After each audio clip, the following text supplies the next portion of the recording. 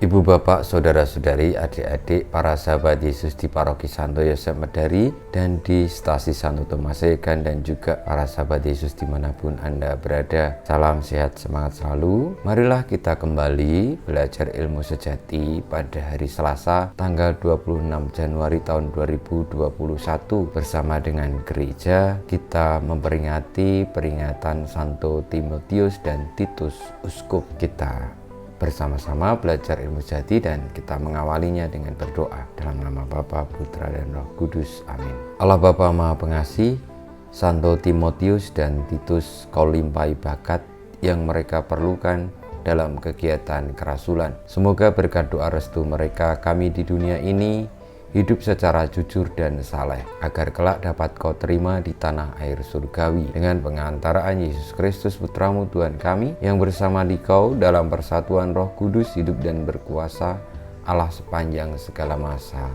Amin. Para sahabat Yesus yang terkasih, kita akan belajar ilmu sejati dari Injil Yesus Kristus menurut Lukas bab 10 ayat 1 sampai dengan 9. Pada suatu hari Tuhan menunjuk 70 murid, lalu mengutus mereka berdua-dua mendahuluinya ke setiap kota dan tempat yang hendak dikunjunginya. Katanya kepada mereka, "Tuaian memang banyak, tetapi sedikitlah pekerjanya. Karena itu mintalah kepada Tuhan yang empunya tuaian, supaya ia mengirimkan pekerja-pekerja untuk tuaian itu. Pergilah, camkanlah, aku mengutus kamu seperti anak domba ke tengah-tengah serigala. Janganlah membawa pundi-pundi atau bekal atau kasut, dan janganlah memberi salam kepada siapapun selama dalam perjalanan. Kalau kamu memasuki suatu rumah, katakanlah lebih dahulu, damai sejahtera bagi rumah ini. Dan jika di situ ada orang yang layak menerima damai sejahtera, maka salammu itu akan tinggal padanya.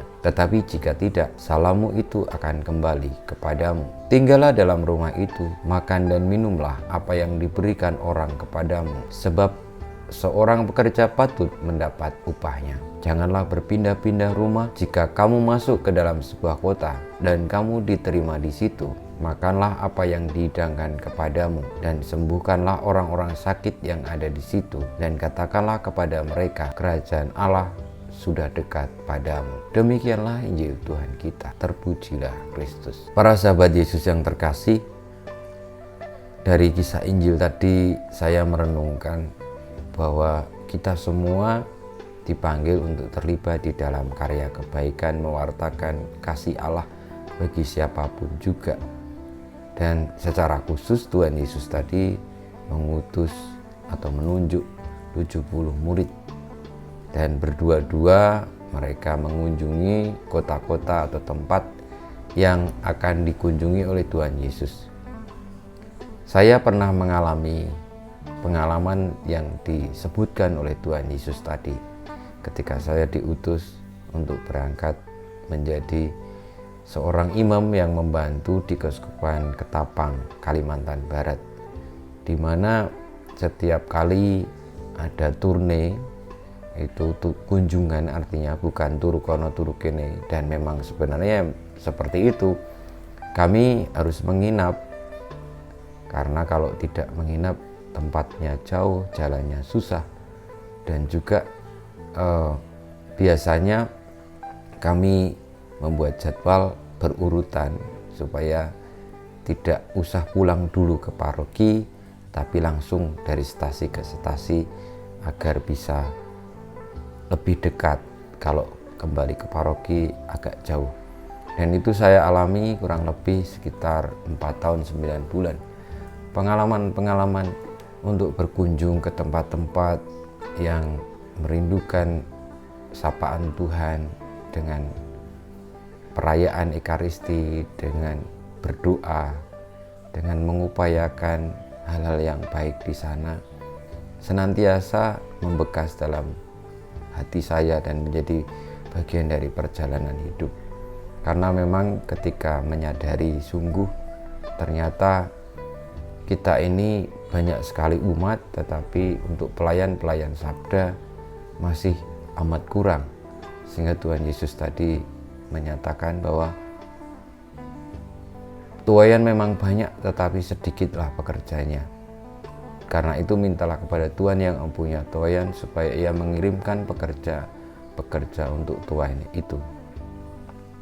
Saudara-saudari, kita diajak juga untuk ikut serta menjadi pekerja-pekerja bagi tuayan yang Tuhan miliki. Dan kita semua memiliki kesempatan dipilih Tuhan menjadi pekerjanya. Persoalannya apakah kita mau atau tidak. Namun kita percaya bahwa Tuhan akan menyediakan para pekerja itu.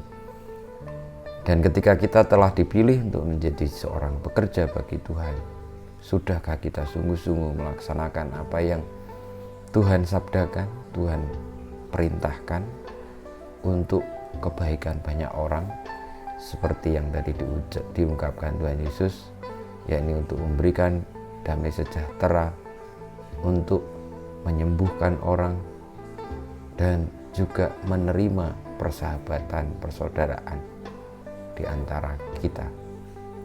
Saudara-saudariku, kiranya marilah kita menyadari bahwa hidup di dunia ini juga sebuah perutusan.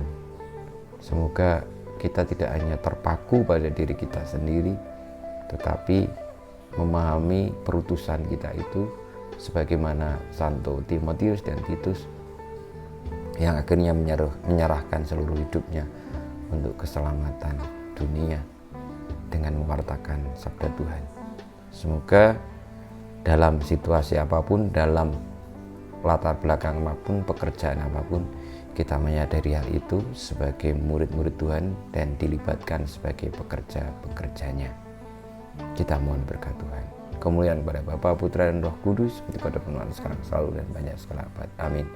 Ya Yesus, jadikanlah hati kami seperti hati-Mu. Tuhan bersamamu dan bersama rohmu. Kita semua hidup kita, perjuangan kita untuk senantiasa terlibat di dalam karya Tuhan dengan tulus, ikhlas, dan setia. Dengan gembira senantiasa dibimbing, dilindungi, diberkati Allah yang Maha Kuasa, Bapa dan Putra dan Roh Kudus. Amin.